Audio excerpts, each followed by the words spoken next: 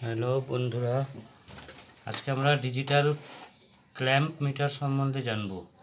Clamp metre কিভাবে ব্যবহার করতে হয়।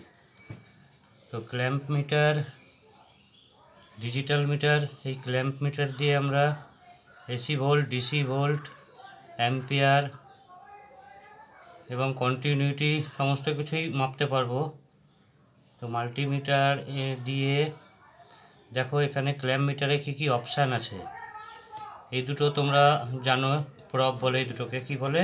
প্রব। একটা ব্ল্যাক প্রব আর একটা রেড প্রব। এইটা হচ্ছে আমাদের ডিসপ্লে, ডিজিটাল ডিসপ্লে। এই ডিসপ্লের মাধ্যমেই আমরা রিডিংটা দেখতে পারবো। আর এই অংশটা হচ্ছে ক্ল্যাম্প। যখন কোনো আমরা অ্যাম্পিয়ার মাপতে যাব, ফেজ তারটাকে আমরা এই ক্ল্যাম্পের মধ্যে প্রবেশ করাবো।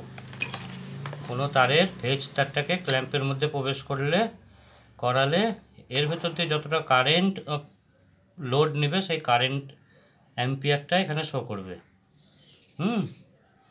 ধরো একটা ফ্রিজ চলছে, সেই ফ্রিজে কত অ্যাম্পিয়ার কারেন্ট আনছে, সেই ফ্রিজের ফেজ লাইন যেটা আসছে, সেই ফেজ লাইনে যদি আমরা এটা দিয়ে চেক করি, তাহলে আমরা অ্যাম্পিয়ারটা দেখতে পারবো যে কত অ্যাম্পিয়ার কারেন্ট আনছে সেই ফ্রিজটাই। ঠিক আছে, এরপরে পুরো আমরা সিস্টেমটা আজকে জেনে নেব। মাল্টিমিটারে কি আছে। এটা হচ্ছে অফ, এটা রোটারি টাইপ। অফ থেকে এটা হচ্ছে ডিগ্রি সেলসিয়াস, কত ডিগ্রি সেলসিয়াস আমাদের এখন তাপমাত্রা আছে, সেই টেম্পারেচারটা আমরা এখানে দেখতে পাবো। যেমন 34 ডিগ্রি সেলসিয়াস এখন আমাদের টেম্পারেচার।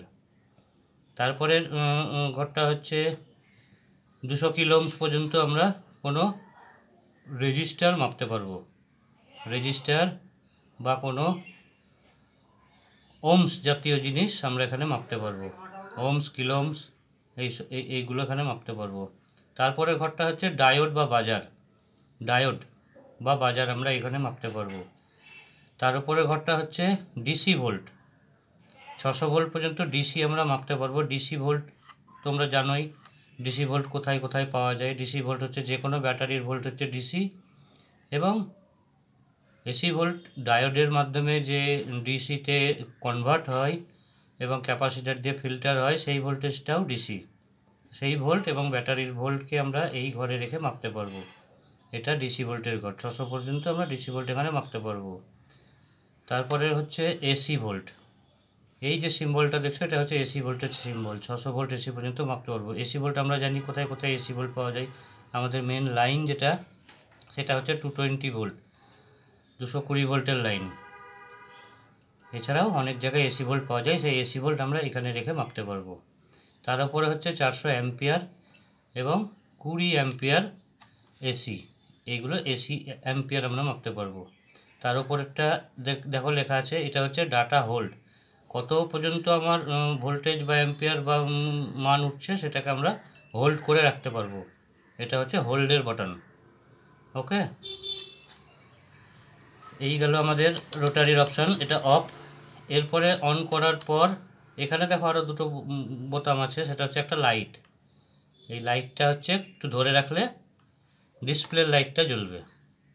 আবার বন্ধ করে দাও, ডিসপ্লে বন্ধ। তারপরে এখানে হচ্ছে সিলেক্ট বোতাম।